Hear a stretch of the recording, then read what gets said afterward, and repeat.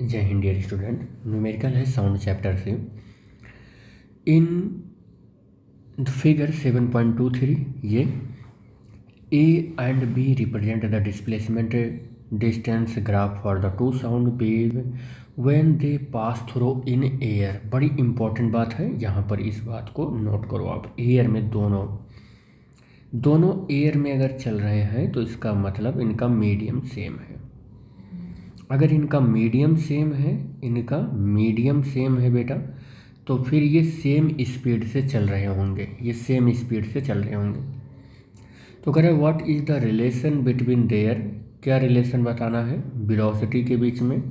अच्छा, मैंने बता ही दिया कि अगर मीडियम सेम है, क्या है कि मीडियम सेम है, if medium is same, medium are is same for both wave, so same speed of wave, ठीक है, दोनों का स्पीड क्या होगा, सेम होगा। वेवलेंथ जरा देखो क्या होगा।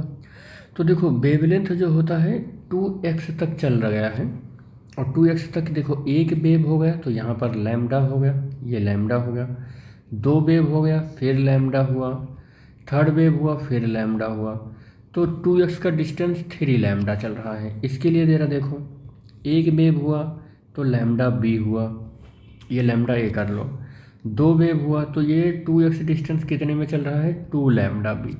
तो इस इक्वेशन का सेकंड पॉइंट, इस इक्वेशन का और इस इक्वेशन का एक साइड इक्वल है, दूसरा साइड अपने आप इक्वल होगा।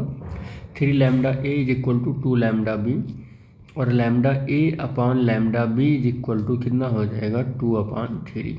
ये इसका रिलेशन आ जाएगा, ठीक है। दोनों का इनका वेवलेंथ भी मिल गया। पिच देखो क्या होगा, तो पिच जो होगा वो पिच डायरेक्टली फ्रीक्वेंसी के क्या होता है, डायरेक्टली प्रोपोर्शनल होता है पिच। तो हम अगर पिच की बात करें तो फ्रीक्वेंसी ऑफ ए की बात करें तो इसकी फ्रीक्वेंसी देखो 1 2 3, इसकी फ्रीक्वेंसी कितनी है, 3 है, और इसकी फ्रीक्वेंसी कितनी है, 2 है। एफ बी की फ्रीक्वेंसी क्या है, 2 है, तो इसकी 3 हर्ट्स और इसकी 2 हर्ट्स है, ठीक है।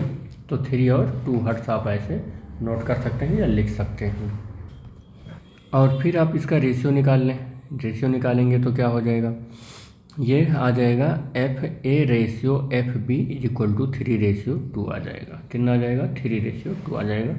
सॉल्व करेंगे तो 1.5 आ जाएगा इसका रेशियो, ठीक है। फिर नेक्स्ट है लाउडनेस में आप ज़रा देखें ध्यान से, तो इसका एम्पलीट्यूड देखो, इसका एम्पलीट्यूड 8 है, इसका एम्पलीट्यूड कितना है, 14 है। तो हम यहीं पर सॉल्व कर दे रहे हैं। तो एम्पलीट्यूड ऑफ ए का कितना है 8 है, एम्पलीट्यूड ऑफ बी का कितना है, वो है 14। तो इसको सॉल्व करेंगे तो कितना आ जाएगा, 4/7 या 4:7 आ जाएगा। ये इसका आंसर हो जाएगा, 4:7 हो गया, ठीक है। तो एम्पलीट्यूड भी मिल गया आपको, या एम्पलीट्यूड को ही हम लाउडनेस भी बोलते हैं। तो आप ऐसे करो कि लाउडनेस ऑफ ए और equal to loudness of B, ये हो गया, आपको मिल गया, इसका रेशियो भी मिल गया, ठीक है। अच्छा एक मिनट रुको, लाउडनेस जो होता है वो एम्पलीट्यूड के स्क्वायर के होता है, तो ये इसका स्क्वायर करना पड़ेगा,